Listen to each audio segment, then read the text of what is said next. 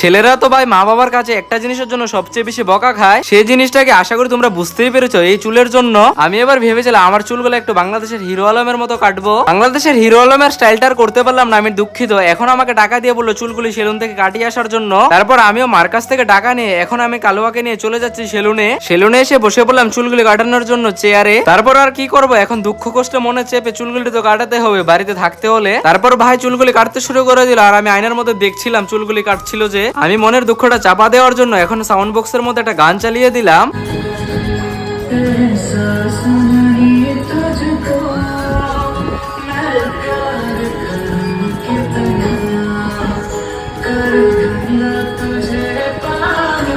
গানটা শুনতে শুনতে আমার চুল কাটাটাও শেষ হয়ে যাবে, আর এই ভাই বেশ সুন্দর করে চুলগুলিও কেটে দিল। ভাবতে পারছো বন্ধুগণ, নিজের জিনিস টাকা দিয়ে কাটাতে হয়। ভাই দাবে বন্ধুগণ, মনের সব দুঃখের কথা তো তোমাদের বলে ফেললাম। এখন চুল কাটাটা কেমন হয়েছে একটু কমেন্ট করে জানিয়ে দাও। আর অবশ্যই ব্লগটা যদি ভালো লাগে চ্যানেলটা সাবস্ক্রাইব করে ব্লগে একটা লাইক করে সুন্দর একটা কমেন্ট করে দিয়ে যাও।